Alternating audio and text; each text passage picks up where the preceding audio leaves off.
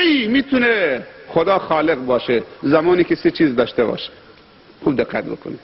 خدا خالق نیست مگر اینکه این ستا رو داشته باشه. خوب دقت بکنید. خدا خالق نیست مگر اینکه این ستا رو داشته باشه. علیم، حکیم، قدیر، خالق. علم به اضافه حکمت به اضافه قدرت میشه خلق. خلق یعنی چی؟ ایجاد بعد از عدم، به وجود آوردن بعد از عدم. حالا این که خدا خالق باشه باید هم علیم باشه، علم طراحی کردن داشته باشه همونطوری که انسان رو طراحی کرده، بعد حکمت داشته باشه که گوش سر جای خودش. حکمت یعنی چی؟ هر چیز رو در محل مناسب خودش قرار دادن. اگر چشم اینجا بود زیبا بود، اینجا سر این انگشت، این چشم اینجا حکیمانه تر یا اونجا.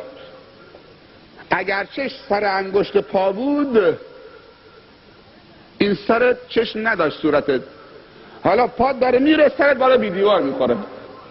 درسته؟ پاد داره میره سرت داره بی دیوار میخوره، چون اونجا فقط جلو خودش میبینه، دور نمیبینه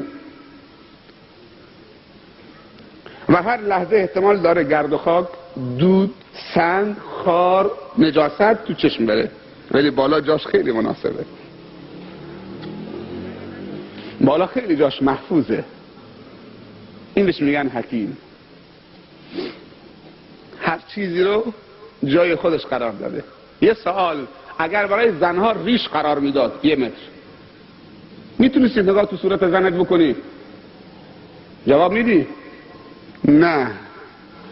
اگه زنها ریش داشتن به اندازه مردا، خوشگل بودن؟ نه. ببخشید وقتی مردا ریششون رو میتراشن چرا احساس شرمندگی نمیکنن؟ این حرفا دیگه نداشتیم ما. آمدید تو جزیره توهین بکنید؟ اکثرا ریششون رو میتراشن با سیبیلشون. من از کسی باج نمیگیرم که حرف دل اون بزنم، خاطرتون جمع باشه.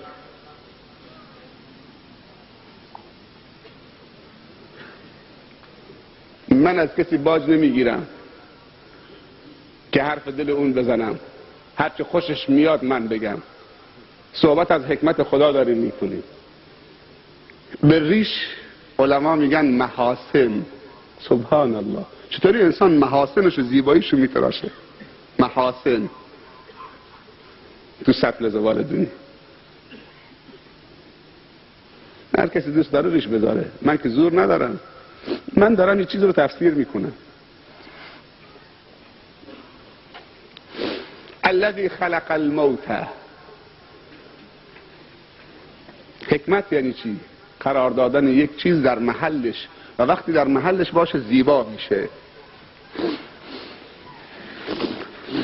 الذی خلق، کسی که خلق نمود، از عدم به وجود آورد.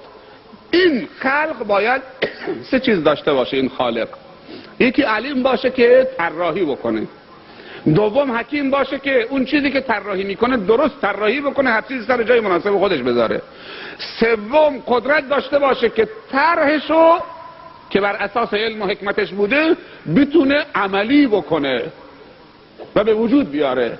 وقتی قدرت پشت سر علم و حکمت و طراحی شد به وجود میاد، حالا میشه چه؟ خالق. الذی خلق.